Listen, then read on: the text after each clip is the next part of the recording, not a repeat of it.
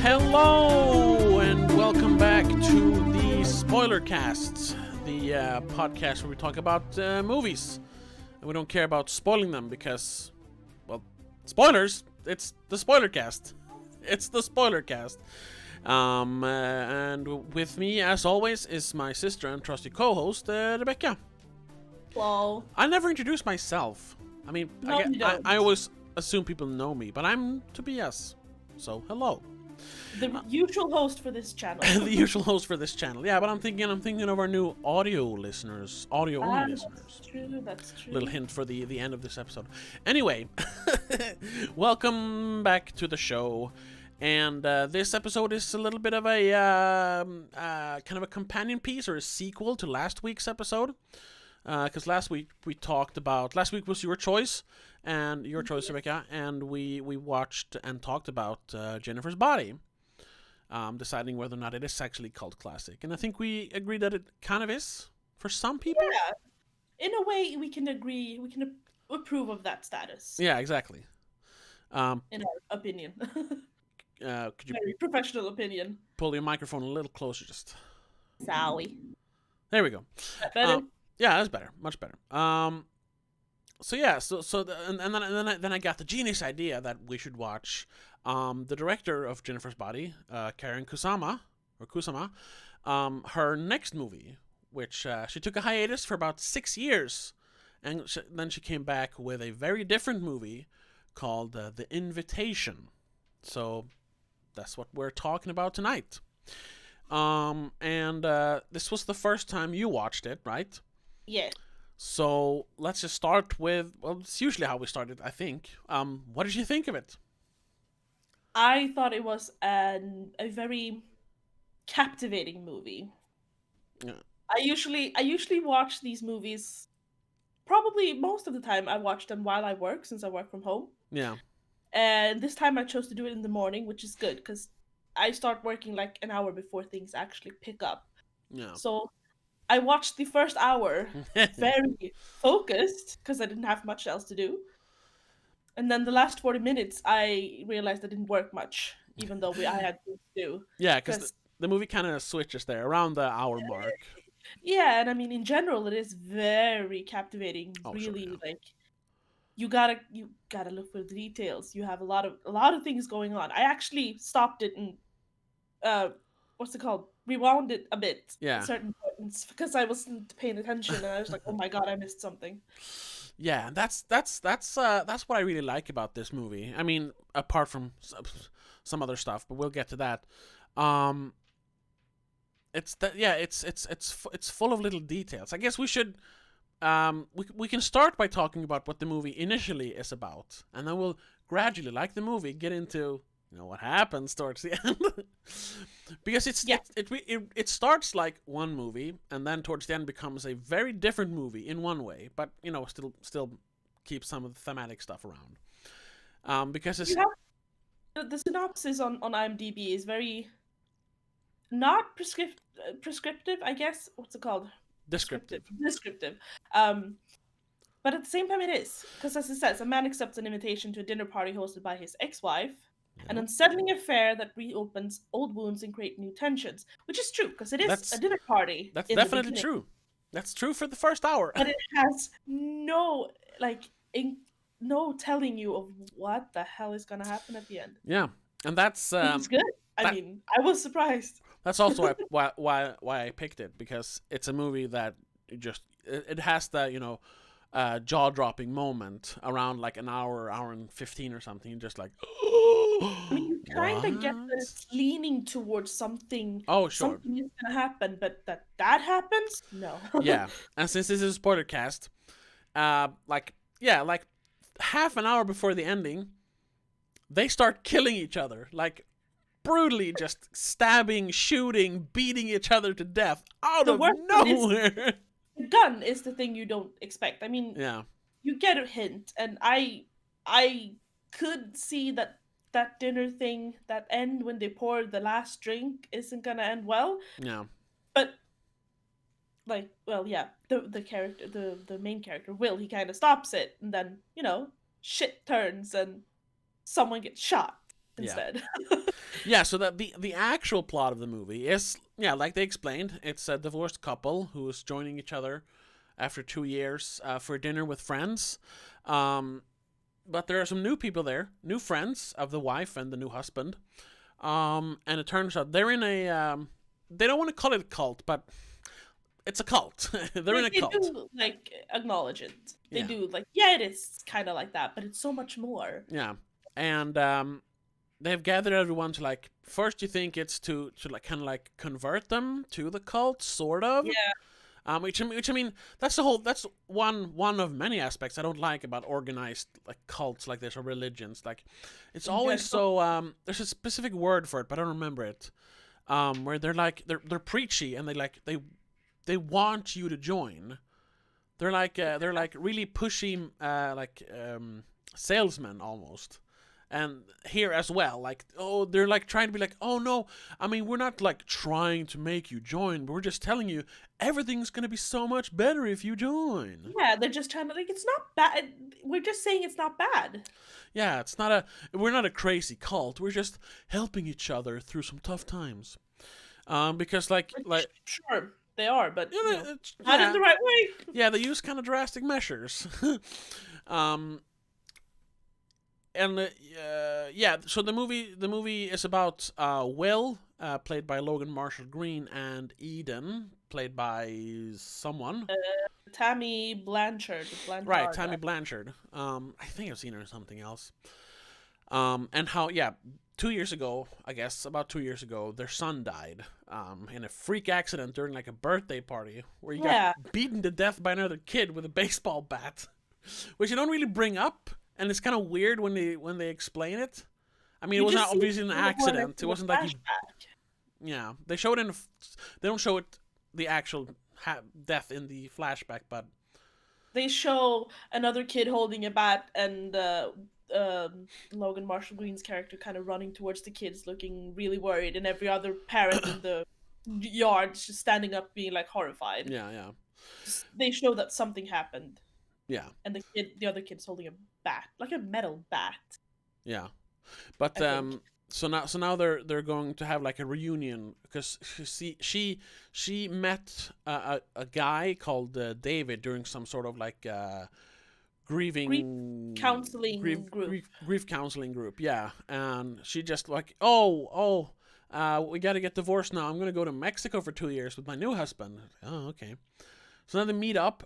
Stuff is obviously tense, partly because from like what we get from like random casual conversations, we kind of find out that David went off the deep end a little bit. Obviously, Will. because he was mourning his child, but he went maybe not crazy, but super depressed. Not David, Will. All right, Will. Sorry. I'm probably gonna David's the new make that. husband. Yeah, David's a new husband. Yeah. Because right when they enter the house, everybody is already there except for Choi, which we'll get back to. And they mention because he has a beard and kind of long hair. Yeah. So, oh, you got rid of your psycho beard or crazy beard or something. Yeah, at least you got rid of the crazy beard, I think Yeah, they he's say. like, whoa, It's what a do you bit mean? shorter, at So least. yeah, he's obviously been like, Maybe they're being sarcastic that he didn't get rid of maybe, it. but I see more Yeah. like he is kind of he's trimmed his beard, he's cut his hair shorter, but he's still Yeah. in a state of depression because the beard he has is it's basically or like literally called sometimes in movies a crazy man's beard or a homeless Oh, yeah. beard. Like characters who start off like in a bad place or they're like depressed or in an extreme situation, they always have a scruffy beard, and then when they pick themselves up for the third act, they shave their beard. It's a thing. Yeah, it's just to like show that they haven't been taking care of themselves. Exactly. It's a very easy physical visual. Yeah, it's a good Show of visual to that. show like, oh, I'm myself again. And but in this movie he gets to keep it, which is good because it's always it's a little cliche to shave just to show that you're. But I mean, he's still But in a state of yeah, depression, so it makes that's sense. what I was gonna say. It does show us that he's still not completely over the fact that his son died. Yeah, Like yeah. he's not okay yet. Yeah, exactly. But they join all their friends for the dinner, and Eden and David, and their two new friends, Sadie and Pruitt, who kind of, yeah, they're not like part of the friend group, but they're still invited because they're David's friends, which is kind of weird. Yeah. They Um, feel kind of intrusive. Like they don't fit in. They don't have no, any reason to be there for this specific dinner, which Will well, mentions. they they do have a very specific reason for being Well, there, yeah, but but like as again, you as that's an outsider is not gonna understand that, or any other guest, basically, yeah, because it just feels weird to invite two random people to a previously tight knit group yeah, who are trying to reconnect. yeah, So yeah, why exactly. invite new people? Just Yeah, weird. it's one of those details. One of Yeah. many details. But before we keep talking about what actually happens in the movie, I gotta ask you, um, first, what do you think? What was your impression of the movie when it was over? Like, what was it about? Well, in some ways, it did feel like it was trying to portray different sides of handling grief. Mm, Maybe is in some ways a good and a bad side, because at the end you can tell that Eden's way isn't a good way to handle grief. no, It's a very very extreme, very definitive very way of destructive. handling, yeah, handling grief. At the same time, I don't know, maybe it's just, I mean, that's what I initially thought, at least. Mm, But the more you think about it, maybe there's more to it. like what? I'm not sure at the moment. Okay, okay.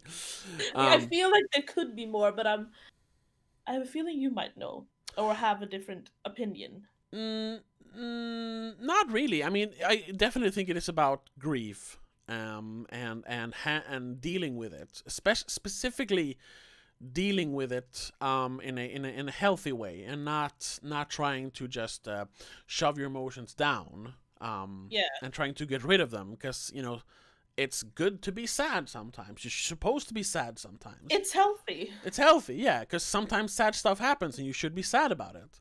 Yeah, So I think the Will and Eden are,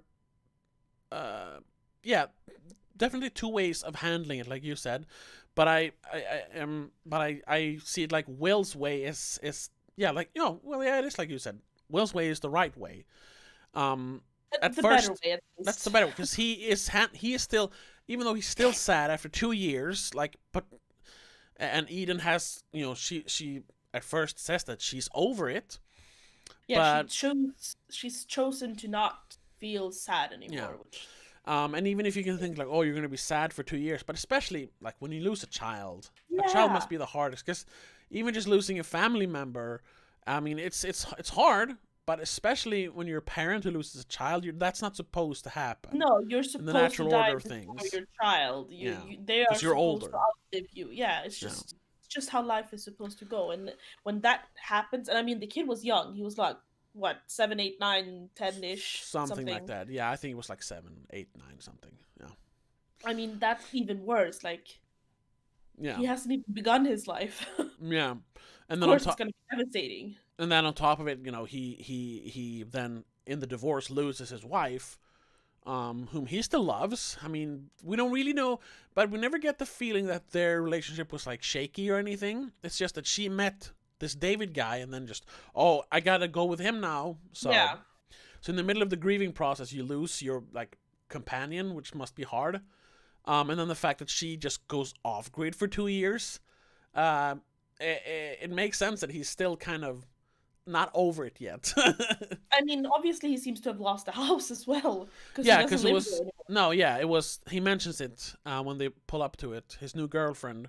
They're like, "Ooh, so this used to be your house?" And he says, "Nah." Like, not Kara. Kara's his new girlfriend. Ethan. Eden's parents owned first, or something like that. He Oh, says right, it right. was never my house. He Oh, says, which that's is kind true. of, Okay, so that's why he didn't want to keep it after the divorce as well, probably. yeah, Or yeah. like why he didn't. Like, he just lived there. It was Eden's house basically, even though Yeah, they were married. So, but yeah. um, Where was I going with that? Oh yeah, so it's understandable that he's still kind of sad about it, or torn Yeah, up about it, conflicted about it. not Um, over it. no, no, not yeah, exactly, not over it. And throughout um, the movie definitely seems to focus more on his grief and his handling of it, and even kind of pushing us, the audience, towards thinking that he's the one who is not handling it the right way, because like he disassociates, he is paranoid, he's easily irritated. Even now that they're trying to patch everything together, and they almost paint him as the bad guy. Well, they paint him. Well, they don't paint him. They show a lot of the anxiety that comes with facing this kind of thing, Yeah, yeah, yeah, and they exactly. show it in like in his internal struggles, like um what's it called when all the oversensitive with all the noises and Yeah, um like him lashing out, like you said, like throwing tantrums basically, and even at one point going as far as just saying to his girlfriend like maybe this isn't it, maybe it's not working, just because he is sad yeah, at the moment, extra aggravated. It's just, yeah. yeah. In a way, it's almost I don't think they cover. There's like 7 stages of depression or something, like anger. No, I think Um, it's 5 stages of grief, you think. yeah, stages of You're, grief. Yeah, there's anger, there's sadness, there's acceptance, there's bargaining, or something more. They don't really go through those, but he definitely like displays like it's almost like a microcosm of um, actually depression. looking at them, because the 5 stages are denial, anger, bargaining, depression, and acceptance. Mm, I guess denial is not talking about it in general, yeah. which he seems to be doing in the beginning. Who? Maybe, Eden. I mean, yeah, no, no. Well, Will. well, Okay. she is definitely Well, I thought denying yeah. it. I thought you said she. That's why. Okay. But I think they're doing it in the wrong order, because then after that's anger, and no, he doesn't get angry until the end. No, he gets kind of angry throughout the whole movie, really. Yeah, but like, yeah, he truly lashes out at the end, more Yeah. more towards the end. Yeah. Um, I don't know if they ever bargain. No, he never really bargains, but there's definitely acceptance. Yeah, there's definitely depression. Oh yeah, yeah. So So parts of it. I mean, it's been two I years. get. He have technically been through it all. This is just reopening it, like Oh they yeah, said. and I'm just saying, It's like reopening wounds. yeah, and on a thematic level, they're kind of using the stages of depression to build his character arc during this Well, yeah, movie. Because yeah, it all takes place in real time, more or less. more or less. Yeah, it takes place over one night or a few hours maybe. Um, so there's yeah that's probably like yeah part of how they wrote his arc though. That makes sense, and I guess even bargaining could be when he starts, because towards the end he says, "Oh, sorry, maybe I was wrong," you know. Yeah, that could be. And then acceptance is that that's when him and his new girlfriend Kira has the talk out on the lawn. I thought that was depression more to me. That he's like, yeah, Oh, sure, this yeah, is okay, only- sure, yeah. this is Well, whatever we do is not depression gonna isn't work. one of the stages, right? It's just what all of it is. No, depression is the last, second to Oh, last. okay, sure. It's just before acceptance, All right, which well, is yeah, that makes kind sense. of, I guess yeah, it makes that's sense, but at the same time, it doesn't. I don't know. no. It's vague. It's vague. It's Yeah, not. It's not I mean, it's actually not based set on in the five. stone. Yeah, yeah. Um, and yeah, so even up until that point, when she says we're in this together, like we can grieve together, like I don't know if I can do that or something like that. And she just okay and just leaves basically. Yeah, because he basically says Goes back to the dinner. no matter what, this isn't gonna work. Like maybe we should work Yeah, because I'm exactly. not over it. Yeah, And she's like, but I'll help you. And he's like, nah. nah, it's not gonna work. Yeah. And then yeah, literally minutes later, turns out the cult members' plan is set in motion, Yeah. and they start killing everyone, and that's how. Because they're all talking about how they're dealing with their sadness and everything, and that we instead of dealing with, we get rid of it through, they don't really go into how, but with this, in this cult, you don't have to be sad anymore. You don't have to feel pain anymore. And I mean, it's weird the way, because they showed that video, Yeah. and in the video they show a woman accepting her own faith more than accepting, like, letting go of grief. She's more just accepting, okay, I'm gonna die now. Yeah, because she has cancer and she literally dies there in the video. Which is just so... Yeah, it's weird. Weird. You don't show that. Not at a dinner party. No, not at a dinner party. Doesn't matter how much you want to convert people. Don't show people dying. Late at night when you're falling down the YouTube rabbit hole, that's when you watch people dying. Yeah. More or less. Yeah, so, but it turns out that their way of dealing with grief is to just, fuck everything and kill yourself, basically. Which is, in 99.999% of the cases, that's not the way to deal with it. Sometimes, no. But in this case, no. It's definitely something you can deal with. And there's also the added bonus or whatever that they want to kill their friends as well. Yeah, they want to bring their loved ones with them to this next, to the place where you don't have to have grief, I guess, or pain. Which is, it's never... You're forcing them to come with you. You're not giving them a choice. Yeah, exactly. And that's never properly explained. I mean, that's because that's not actually what the movie is about. That's just one element of the movie is this crazy cult killing people. But it is, so they never explain why they have to kill other people. Sure, kill yourself, but leave us alone, basically. Well, yeah, because if you gotta do it, sure, go ahead. Go out and don't bring anyone else with you. Just go out in the desert and die on your own, but don't force anyone else to do it with you. Yeah. But like, maybe it's a little like zealotry. Like they believe that they're so enlightened because they're part of this group that they know that everyone else is suffering even though they don't know it. So we're just gonna bring them along anyway. Yeah. It's probably something like that. Probably. It's not explored. It doesn't really have to be. It's just because they're crazy. Otherwise, yeah, exactly. Yeah. They are definitely a bit crazy. But I mean, they did try to handle their grief because they did spend 2 years in Mexico. So maybe they have tried everything and this is the ultimate solution for them. I don't know. Still, don't bring other people in it. Yeah, exactly. Just leave all your friends behind. And then, that literally happens in like the last, 30 minutes, I think. Because the movie's like an hour and 40. And pretty quickly after the first hour mark, stuff, the wine happens where they start drinking wine from the decanter, which is, let's talk about all the little details in this movie. Because there's a lot of, like we said, there's no, like if you watch the trailer or if you read about the movie, you have no idea what's going to happen. I mean, I kind of quickly picked up that something was wrong with the wife because she just felt like when she arrives into the room, because she's not there when Will and Kira walks in. She comes out of the shadows, she descends basically from the stairs in a white dress. In a white long gown, which isn't fitting for the setting. Yeah. And she seems very almost serene, but in a weird way, like serene, like she's high, basically. Which turns out she is. She basically is. And it just feels so odd. It just doesn't feel correct. And you can kind of see it on people's faces as well. The friends' faces. They're all like, oh, hi, Eden. Hi.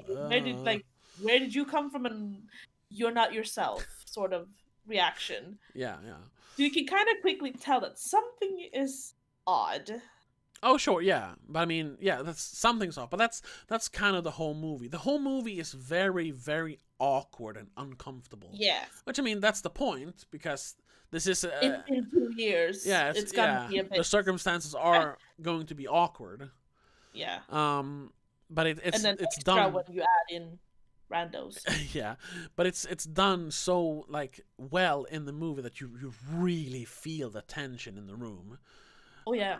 And then, like we said, there are a bunch of little details that even, like, the first time you watch it, you might not pick them up. You pick some of them up, and they do point several of them out later in the movie, almost like to misdirect you, because Will notices a bunch of stuff that he mentions. Yeah, And David locking the door and not leaving the key in. yeah, and that Like he says, "What if there's a fire?" Like there's it's weird. bars on all the windows now, Yeah. and stuff like that. But I think that the fact that he points it out in the end. Oh, you're spilling all over yourself. Yeah, it's just water though. It's still It'll water. dry. All right. um, but I think that's actually like it's on purpose. Once again, to make him out to be the crazy one, because in the end, when everything is culminated, it's the weird way they're acting, the fact that Pruitt in like a game they play reveals that he killed his wife and went to prison for 7 years. Yeah. The fact that Eden actually takes like prescription drugs. The fact that they were they're in a cult. All this culminates when they go upstairs to have the actual dinner, and Will is like, "What's going on here?" Oh, and also the fact that Choi hasn't shown up, the last dinner guest. And he starts questioning why he isn't there. That misdirect is really good though, because I was sold on that. Yeah. When he goes outside into the yard and he finally gets the voicemail that Choi was because they at first they pointed out because Choi's girlfriend or whatever is already there. Girlfriend, Gina. She points out that he's late as usual, which I think is a Seinfeld reference, but we won't go into that. Someone says that he's like the only unreliable Korean in LA or something. Yeah, which is a weird thing. It's also kind of funny as well. Yeah. But so he's punctual. Yeah, but he's like usually late. Yeah. And then they even make a point to tell that I think Gina says like he was actually gonna be early this time. He promised. Yeah, and he wasn't. So, but then the cell reception is terrible in the house. So when he steps out onto the lawn, he gets a voice message from Choi. Turns out he was there an hour before everyone else. But had and said that he called Will because he had forgotten some pastry or a cake or whatever. Yeah. And asking Will to pick that up. And then Will's suspicions go through the roof, and that's when he points everything out. Like, why are you people here? You Sadie and Pruitt, and why is the door locked? Why are you on drugs? What's actually going on here? And at that, yeah, just like he barely finishes the sentence about like where is Choi before Choi walks in the door. Yeah, turns out he had like a workplace they emergency. Called back. They called him back to the office, and everyone's like, "Oh shit!" So yeah, he is crazy. And at that point, you as an audience member is like, "Oh, okay, yeah, he was just seeing things. Nothing strange other than these cult members are kind of weird, but nothing strange is going on really." But I mean, there is one thing happening just before he freaks out, because the reason he except for the fact that he gets that voice message. When he walks in, he just sits down. They start pouring wine again. No, that's later. Is it later? He asks about Choi first, and that's when Choi then arrives, he steps out, and that's when he talks to his girlfriend, to Kira, about that maybe we should break up. When he comes in from that's when they start. When he comes back from that, that's when they start pouring the wine, and they have been drinking a lot of wine, expensive wine, which they point out, throughout the night, and opening bottles. And drinking. Pouring from bottles. But now, this last toast they're gonna have, the last toast, they're actually pouring from a decanter or whatever it's called. I mean, it's a dessert wine, you can tell, because and the color's different. Yeah, but still, why? Yeah. Why make a point of pouring that one into a decanter when he actually mentions? When he opens the second bottle of wine, of the expensive one, saying like, "Oh, maybe this needs to air out some more." Like, why didn't he decant that one then? Yeah. Why didn't you decant 2 bottles of the expensive wine that needs to air out? Yeah. What you do with this one? And then Will, just because he's still a little like uneasy, he freaks out again and starts smashing the glass. Don't drink it; it's poisoned. And everyone's like, "Come on, Will, enough." But then Well, see, when he freaks out, Sadie gets freaked out Sadie as gets well. saying that you're ruining everything. He starts like attacking him. Yeah. He pushes her, and she hits her head, of course.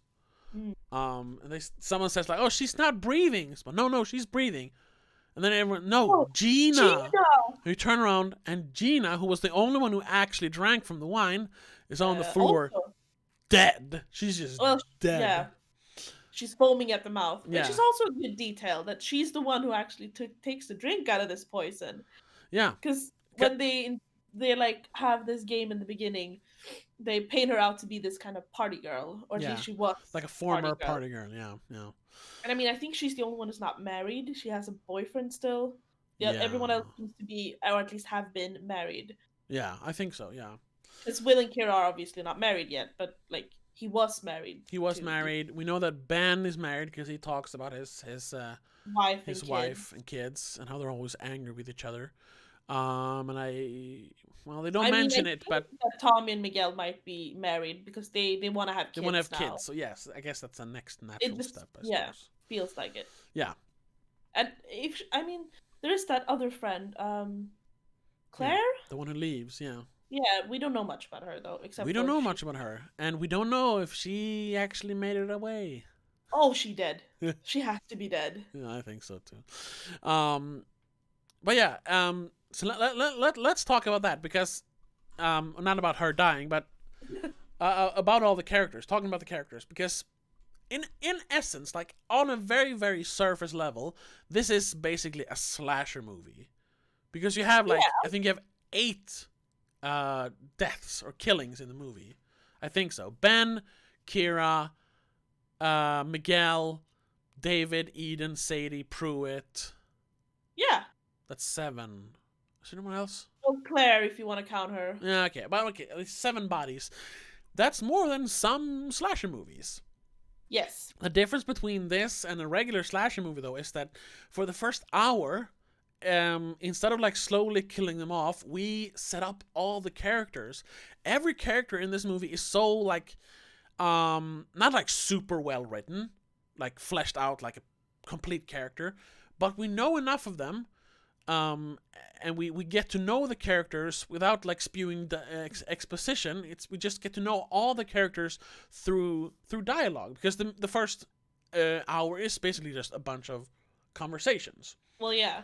And it's not dialogue as in them saying this and this and this, but what they are talking about and how they are reacting to certain things other people say tell us so much about them. Yeah, it's casual conversations. Like, Will is in the kitchen, and he's drinking water because he's a little nervous. And Eden walks in, and then Ben walks in, and we kind of he kind of butts into the conversation, and from that we kind of find out that he's the funny guy of the group, sort of. One who's never serious. Never takes anything serious, which she does actually point that out, but you kind of get that also in his response to everything. Especially in response to the slap. Oh yeah, because that's what she's talking to Will about. Like, oh, you're obviously still in pain, but there's a way to get rid of it. And that's what we're here about, and that's when Ben butts in and says like, honestly, sounds kind of fucking crazy. And she just slaps him really hard, which is the first sign of her cracking, because in the end, she's the only one of the cult members who kind of she kind of regrets it, or thinks that in the end, now when they're really in the end, she doesn't really want to do it because she realizes that this is wrong. She even says this is wrong, she says. Might just be her reaction to it not going as it should. I mean, yeah, sure. Well, yeah, it is, because if it had gone like they wanted it to, she wouldn't have time to regret it. Yeah, this way, she definitely has a lot of time to regret it. Oh, sure. But yeah, and then when Will and Ben talk, they talk about Ben's family and his marriage specifically. Yeah. And then we kind of find out where Miguel and Tommy are in their relationship, because when Kira walks in, when Will and Kira walks in, they're like, "Oh my God, you're so hot!"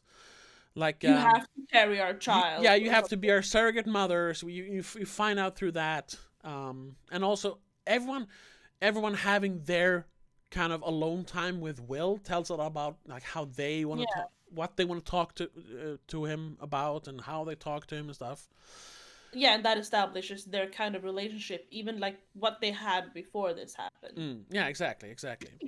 So every character gets their moment to like become a real person, or at least more fleshed out character, which then makes it much more impactful when they die. Yeah. It's not just, oh look, they're, oh, now the bimbo died, oh now the black guy died, oh now the That's also a good thing, though. now I'm just thinking about Friday the 13th. Oh, the wheelchair guy died. Oh, the greaser died. Anyway. The way you said it, like, because that's also like, I mean, technically, it's not like a rule within horror or thrillers, but like, there's a rule that never actually happens. You say it's a rule, like the black person always dies first, and then Yeah. the people who have sex, well, they do always die first. Yeah. So the couples usually. In this one, you have a black girl, a gay guy, and a straight white guy who are like the final girls, which Yeah. is kind of rare, Yeah. actually. Yeah, they pick one from each category to survive. Everyone except for the Asians. Well, yeah, sure.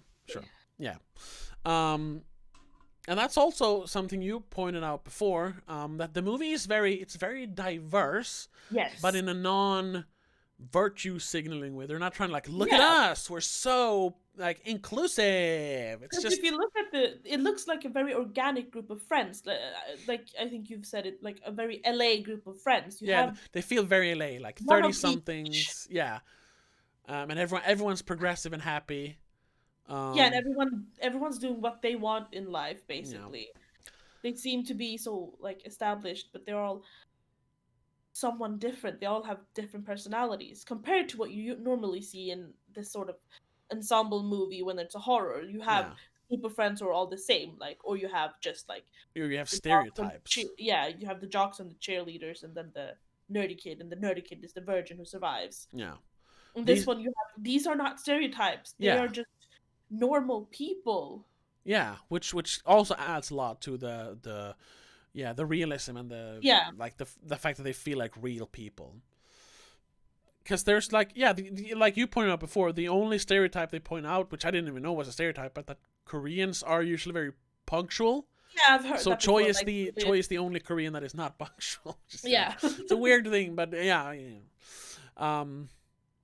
I've heard at least that Koreans are supposed to be very reliable. Oh, okay. Never. Might have been a Korean who told me that even. But that's So that's what also makes. I mean, what other movie, except for like superhero movies, because then it's all about the characters, like, and who they are. Like, what other movie can you name all like 11 characters? No, none. None. I can't even, like, I don't know. I just thought of Boondock Saints. I can't even name the two brothers who the movie is about. I have no idea. Oh, that's true. I have no idea. It's the Walking Dead guy and another guy. I don't know. But here it's Will, Kira, Gina, Pruitt, Sadie, Eden, Ben, Miguel, Tommy, Choi. The only one I don't remember is the one who leaves, but because she is in the movie the least. Yeah, and that's Claire. And you're not even looking at IMDb. Yeah, I don't even have that up. And that's just like in every other. I'm gonna compare it to slashers mostly. In every other slasher, you remember basically only the final girl, maybe the love interest, maybe, and the killer. And the killer, usually. I mean, I can not even name them, but I remember the character at least. Yeah. So that adds a lot to then the very, very end of the movie when everyone dies. Like I said, it feels much more impactful that way, and that's another thing I really liked about the movie. And also the fact that, like we mentioned, that you get to know all the characters without almost any exposition. It's all just casual conversation. And little details, not only details that foreshadow the ending, but little details like there's one scene when Will, I think, he's going down a corridor for some reason. I think he's going to a bathroom or something, and he just stops and looks at a door, Oh yeah. and it just stops for like a second and then moves on. He kind of shrugs it off, and then later we find out that was actually his kid's room.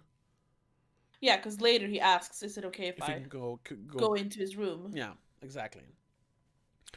Um, so just little detail like that, and more obvious details like when he looks into certain rooms, he remembers things. Like just when he walks in, he looks through the window to the lounge area, and he sees his kid playing with like dinosaurs or something. Yeah. And when he's sitting on the bed of like the spare room or something, he can look into the bathroom, and he remembers taking a bath with his wife when everything The was first great. time the kid walked in on them, I mean, they're just taking a bath, but Yeah. they mentioned like, "Oh, this Yeah, is where the parents ruined him." that's a detail.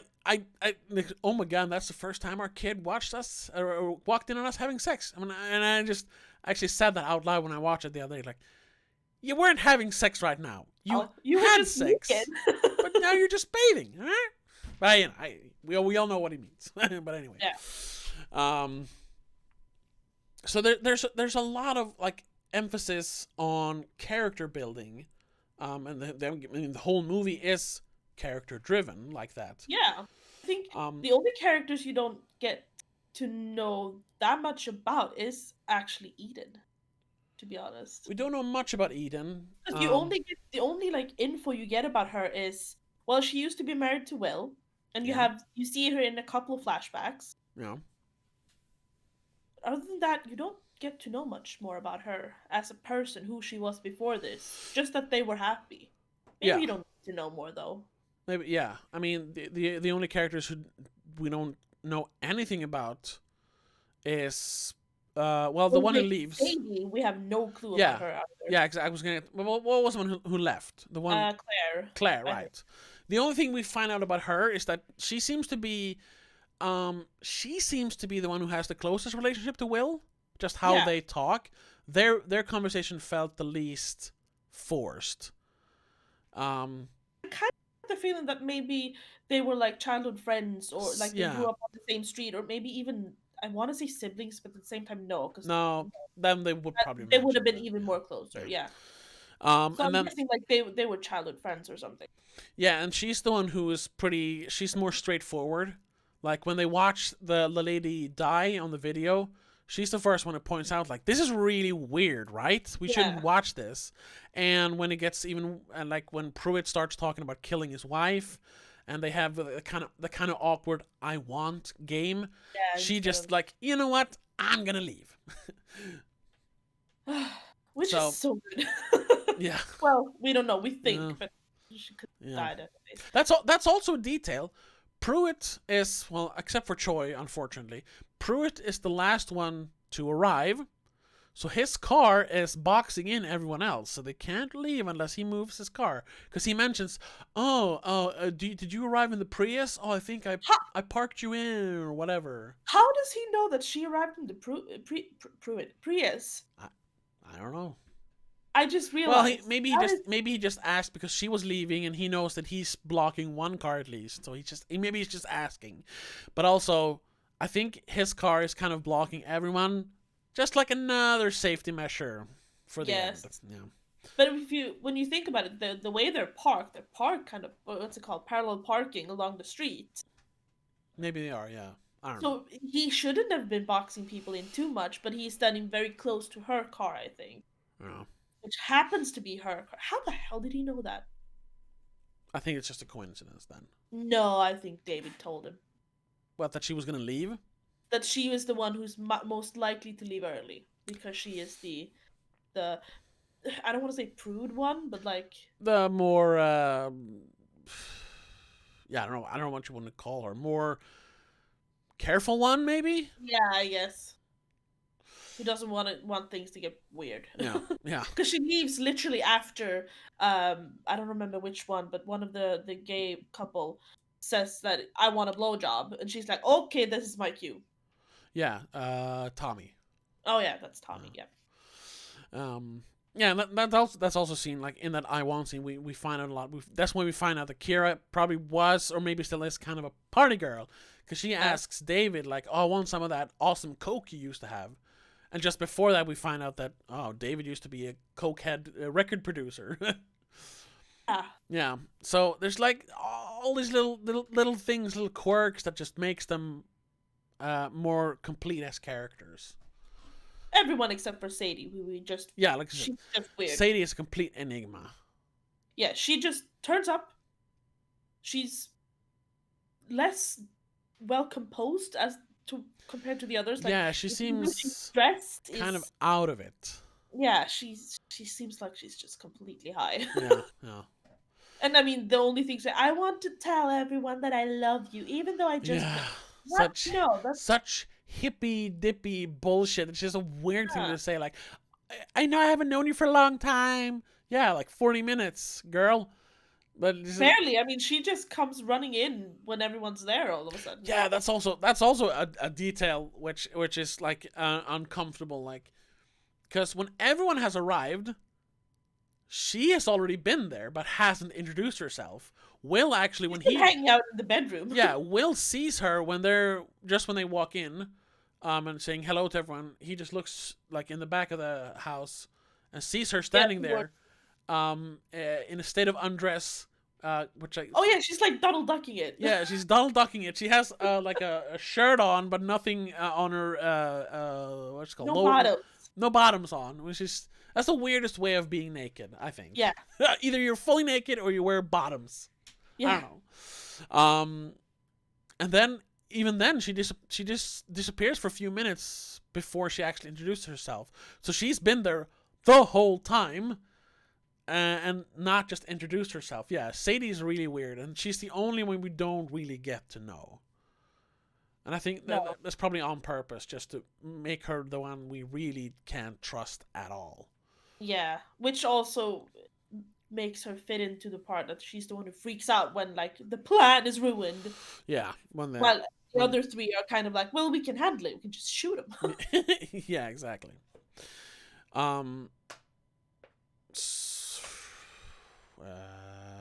Yeah, so then let's talk about the ending. And I don't know what really there's to say, or not the ending, but the killing part of the movie. Yeah. What do you mean? I don't know. I was trying to segue into like another part, but I didn't have a segue, and I don't remember what I was going to segue into. Let's say this. Like, since the movie, up until the point where they start killing each other, feels like it is about grief and sadness and how you're handling it, and Will isn't handling it well. Like, I can see some people maybe thinking that the whole killing each other feels unnecessary and kind of like tacked on for no apparent reason. And I can agree to that a little bit. Like, this could have just been a drama about him accepting, or everyone accepting in their own way. Yeah. I mean, it could have just ended with him, like, him storming off or leaving them or killing himself or something. Yeah. It could have ended with him ending the movie. Yeah. In some way. But instead it takes a turn towards the cult wanting to end the movie and everyone. And I think that while the killing part actually has a point, because which we'll get to, there is a point in the end, because Will's character goes through stuff, and in the end he has a resolution to his arc, so to speak. I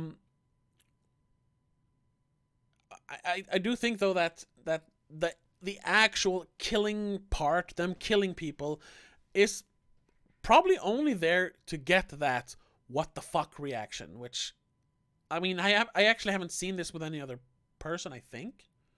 I've wanted to show it sometimes, but people are always like, no, because it's not like a movie night movie, so it's kind of hard to show people. And maybe it's not a good movie for a first date. I don't know. No, maybe not.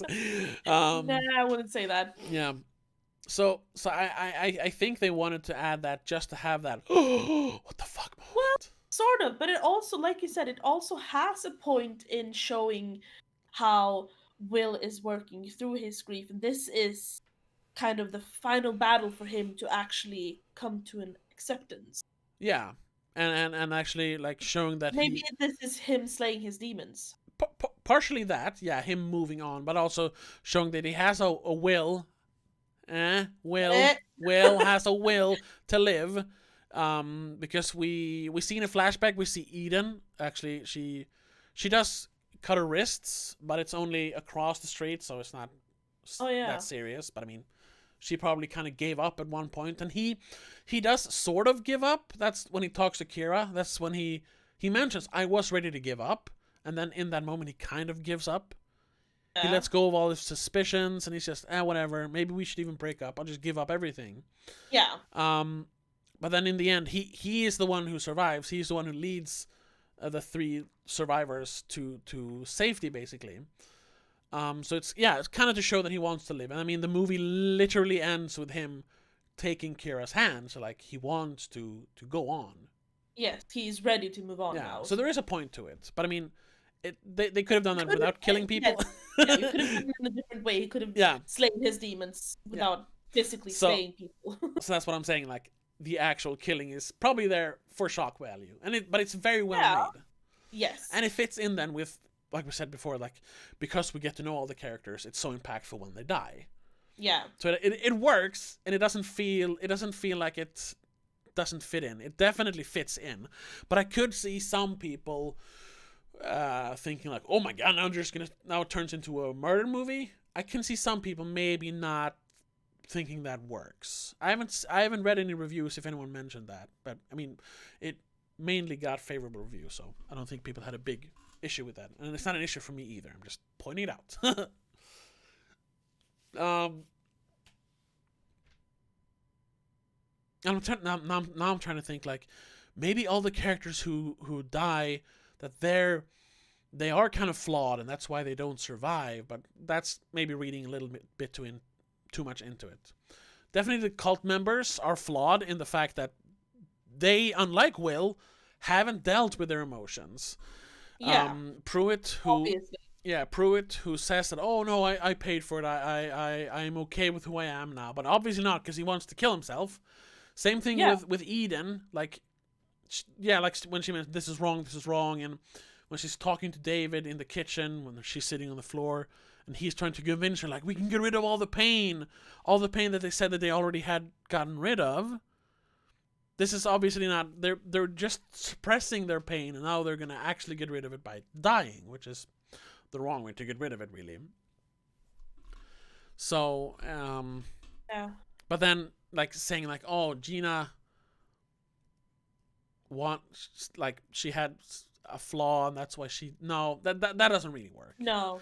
But there's definitely a reason why Will survives, and I guess Kira as well. And I guess they saved one more just so it's not just them in the end, because that would be very bleak, because everyone died. Yeah. So I hope Claire survived.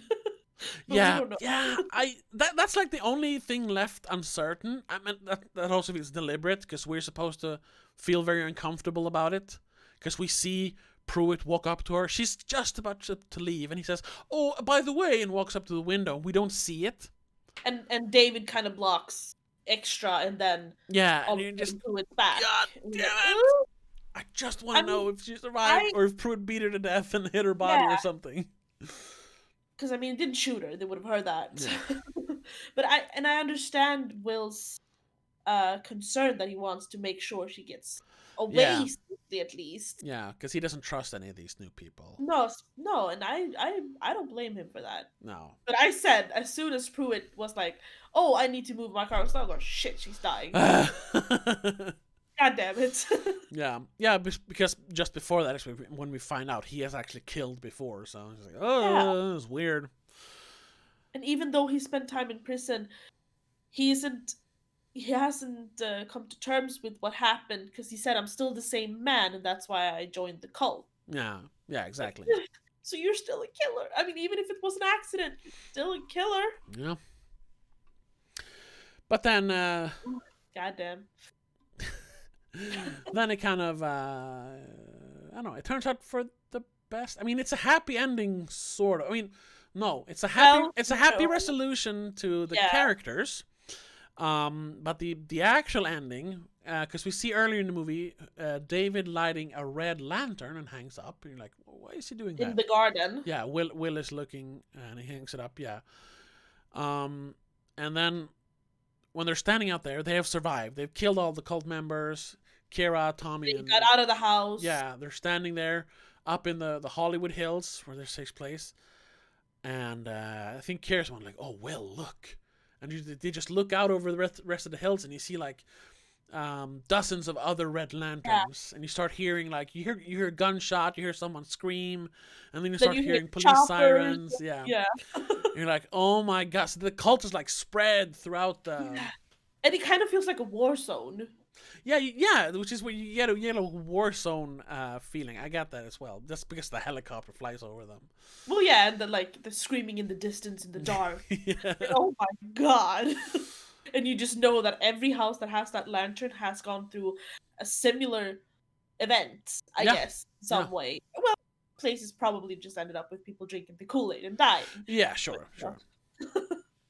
But that's Obviously, also a couple of them are also struggling with getting theirs to die. yeah, sure. And if this was like a big studio movie, that would be a perfect segue into a sequel. Where you do the same movie over again, but in another house with other people, and it would be much worse. Yeah. Thankfully, this wasn't a studio movie. This was like because we talked about that with Jennifer's Body, how Karen Kusama and Diablo Cody, right, the writer. They had their vision for that movie, and how the studio kind of changed it in the editing.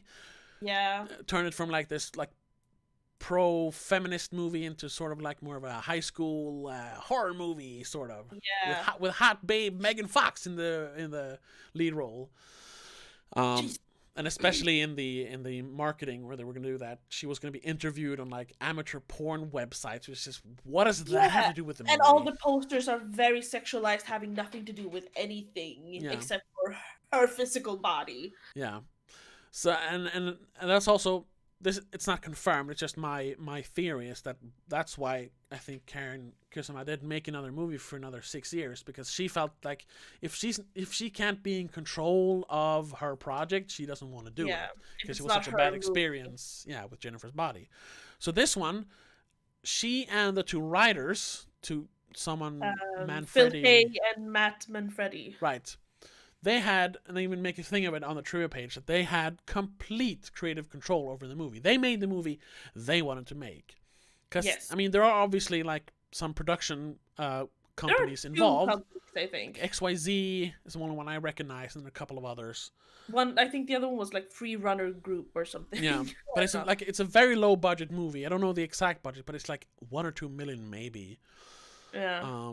So it's not like they're... That's a lot of money, but in the filmmaking business, it's not that much. So they were like free to do the movie they wanted to, and I think that really shows. Like, if this was a big studio movie that cost like $50 million to make, which like similar kind of movie would cost if like Universal made it. Yeah. They would not have spent an hour on character building just to kill those characters off. That would never happen. They would have had the killings come earlier and dragged that out somehow, making more of a chase. Exactly. Because I think like most of the people who actually die, of the guests and not the cultists, they die right there at the dinner table within the first like couple of minutes when the killing starts. Oh yeah, Gina dies. Miguel, we find out unfortunately just before he dies, but we found out he's a doctor, or at least a nurse or something, because he starts doing CPR, and he has that doctor talk like, he reacts in the right way. Yeah, performing CPR, and saying what he does and everything. He gets shot, and then everyone reacts, and then Choi gets shot. Yeah, Pruitt takes the gun from David and aims it at Choi and shoots him. So that's 3 people right there are just dead.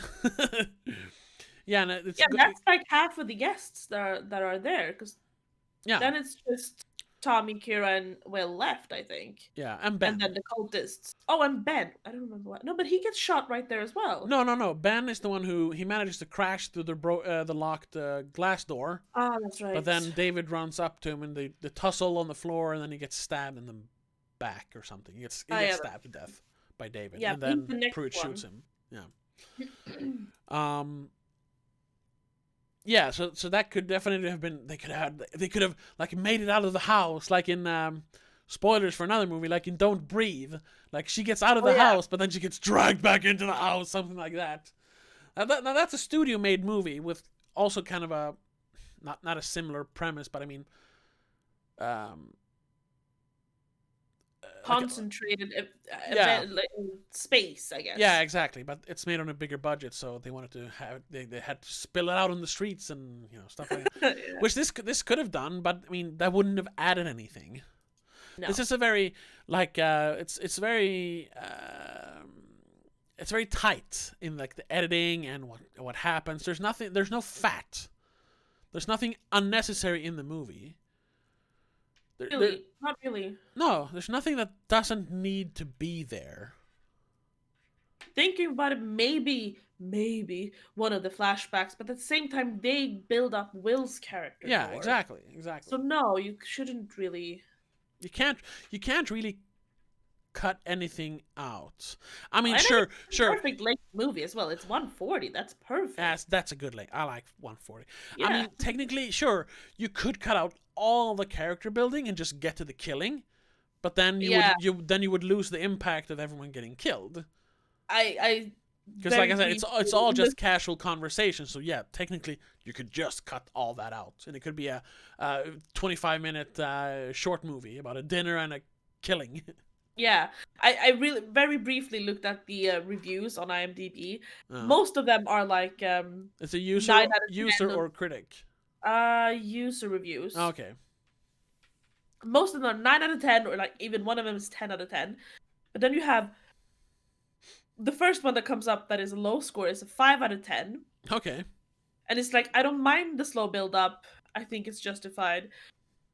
But the problem is how much of it's wasted. It's like, but what isn't wasted though? It isn't though. That's the thing. No. It's all character building.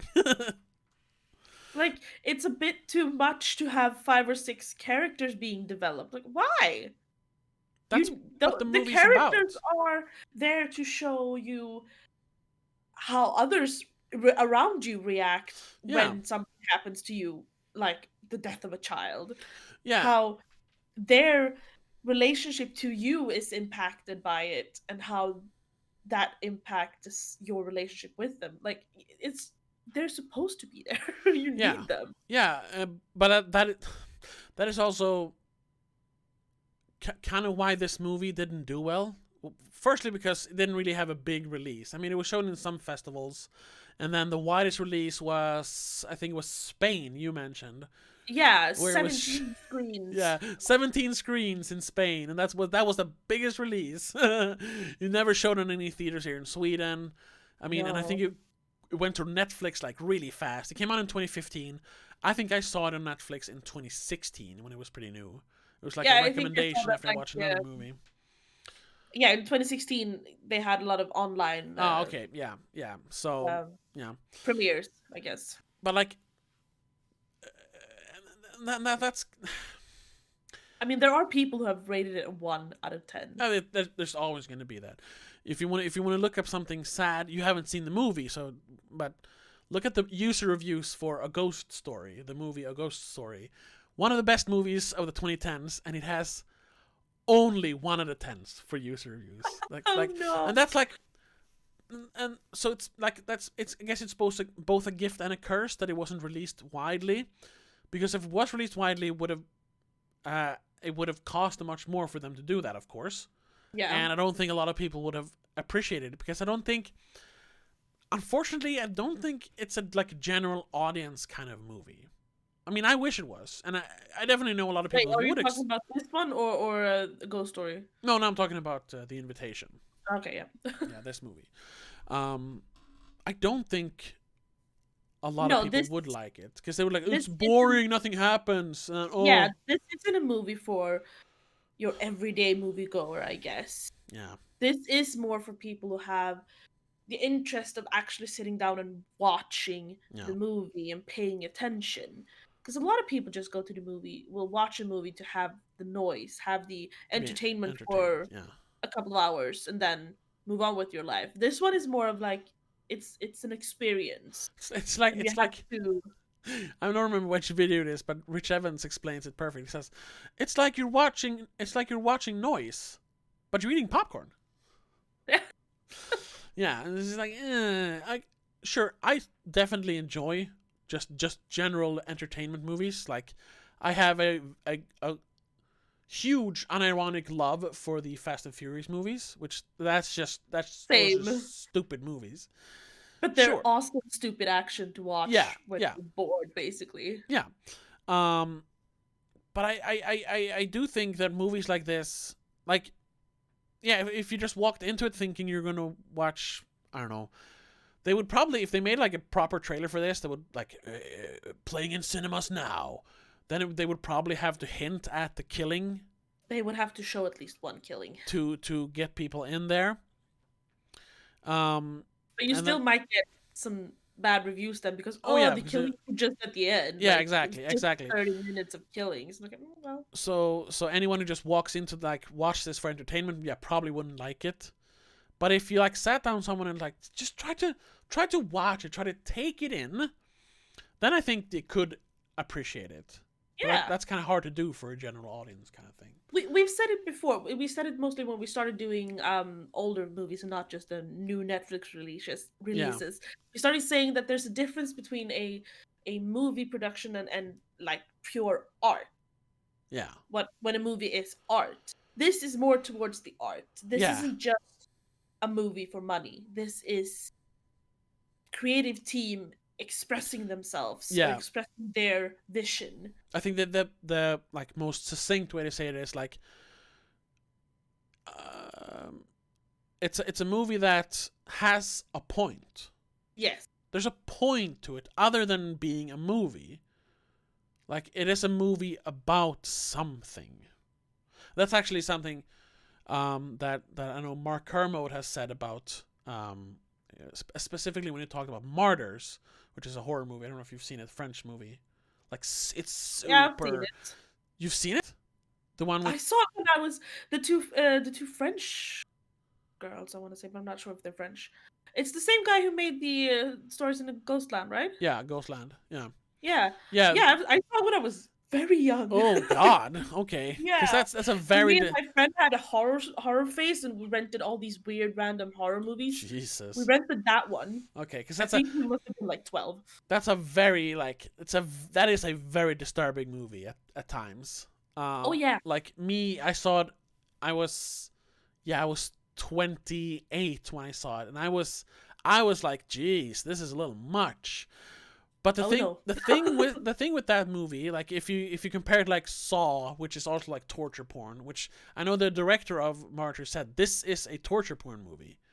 Yeah, But Mark Kermode, he's a British film critic, very highly regarded, he he points that out, that it's not just like torture porn for torture porn's sake.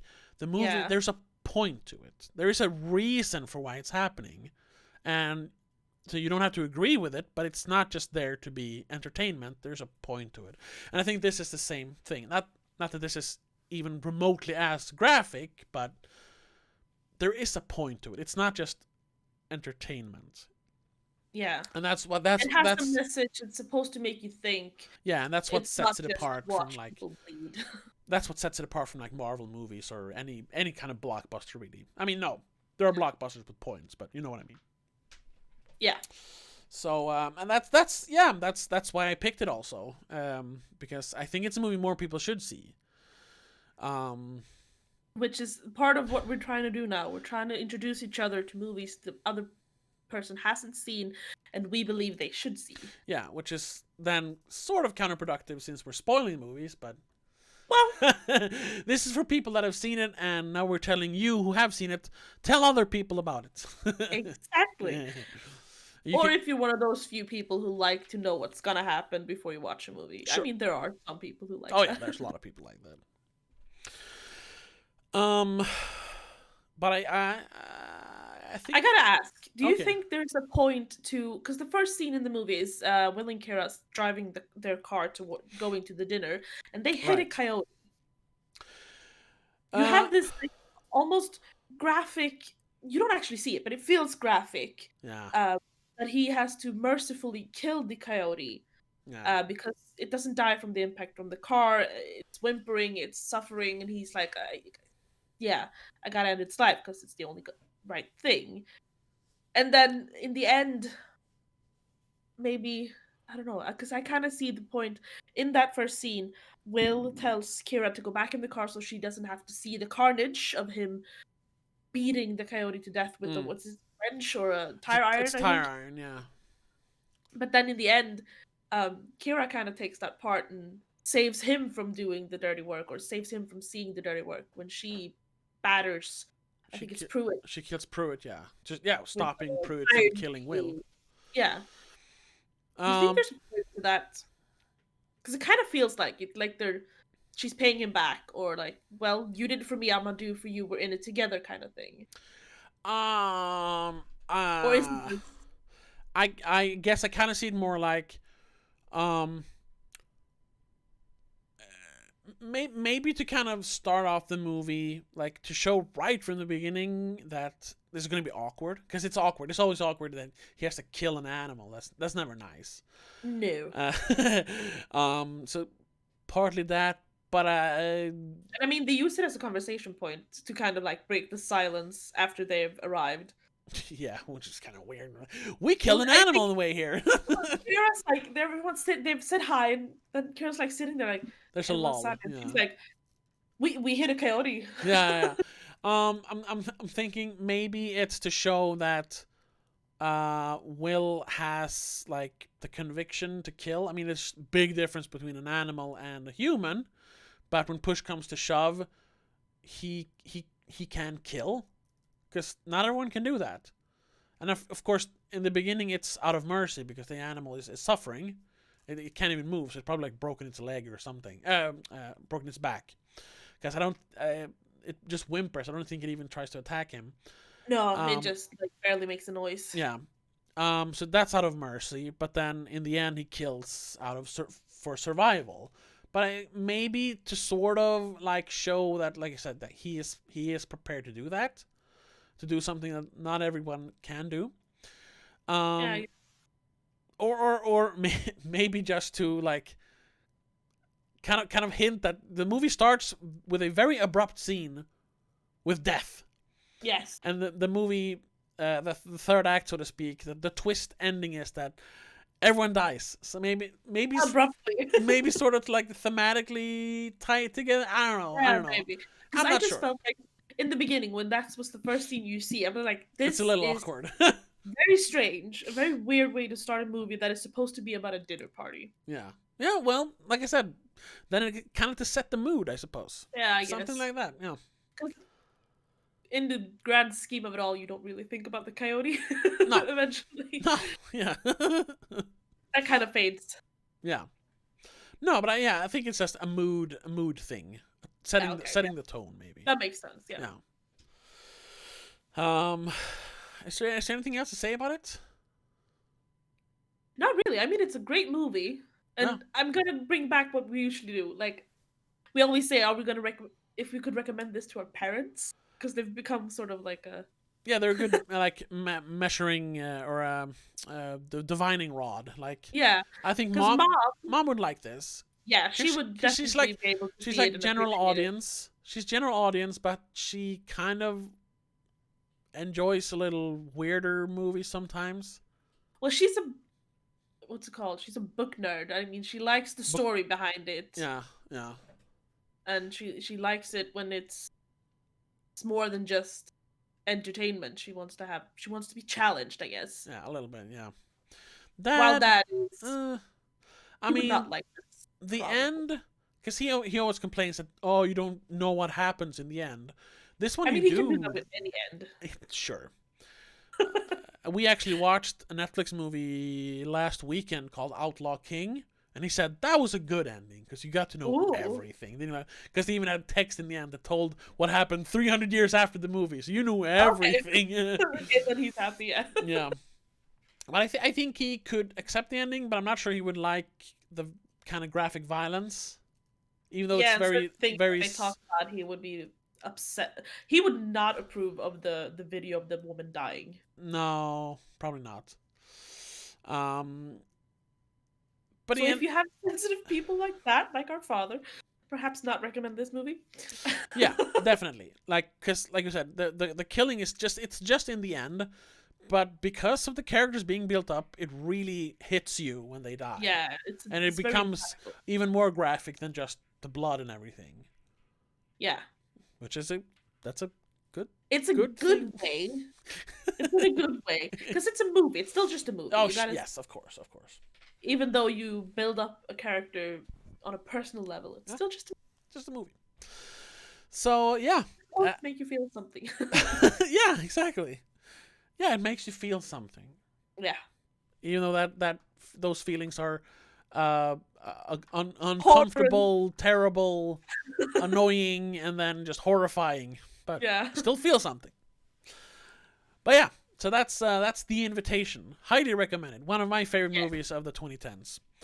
And after seeing it, definitely ends up high up on the list, I gotta say. Yeah.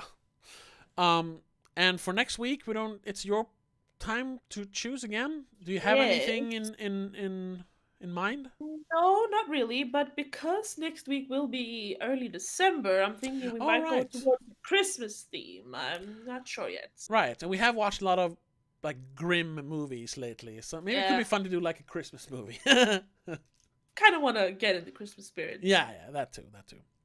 So yeah. But we'll see. I haven't decided yet. Right. We'll find out. We'll keep you posted on the internet.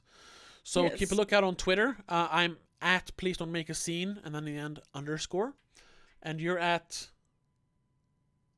Actually, don't know my at, but I don't use my Twitter. Yeah, I don't use your Twitter that much. But at Please Don't Make a Scene _ Yeah. And if you're watching, if I post anything about this, he will retweet me. Right.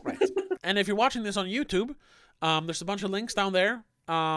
If you want to watch the playlist of all our spoiler casts, and this is a new thing. If you're just listening to this, because we're now actually a proper podcast, you can listen to us on Spotify, iTunes. We should be on Google Podcasts now, and in a little while we're going to be on iHeartRadio. And this is the first episode coming up, right? This is the first episode, that we're going to upload there, and we're going to continue to do that. And in the future, maybe we'll upload older episodes, if I can make the order then to be proper. Yeah. I mean, they don't actually have an order, but we mention sometimes other movies. Yeah, sure. Yeah, exactly. So definitely, yeah. If you want to listen to this whenever you feel like and don't have to watch us while you're listening to us, you can unless you have YouTube Premium, because then you can do it. But sure. Yeah. But then you can do it there. But then also give this an upvote. I know you can upvote on iTunes and of course on YouTube, so do that. Likes and all that stuff. Yeah, likes and all that stuff. Subscribe here on YouTube to watch more stuff about movies. We don't only do podcasts. And also, I don't usually do this, but because we're now expanding it and trying to be a little more professional. With professionalism comes costs. So there is a Patreon. So if you want to help support this podcast and this channel, so we can continue making this and be even more professional in the future, any donation is greatly appreciated. There's a bunch of tiers. You can watch it. You just look for Please Don't Make a Scene on Patreon. So like I said, there will be links on all our social medias and on YouTube and everywhere where we can put links. But even if you don't feel that you can support us monetarily, just liking and subscribing and telling your friends about it is a perfect way to spread the word, because we want to grow this. Yeah, and always leave a comment. What did you think? Yeah, definitely. Maybe even recommend movies you want us to watch and talk about. Like engagement is always good, and it's fun Yeah. to hear what you think. But yeah, that's enough shilling for now. Check us out, all the places, Patreon, like and subscribe, All the links, and all the stuff. all the stuff. And thank you so much for listening or watching or however you ingested this. And Conversation. yeah, and we'll see you next week Yeah, when we're gonna talk about something more Christmassy. probably. But until then, have a good one. Bye. Bye.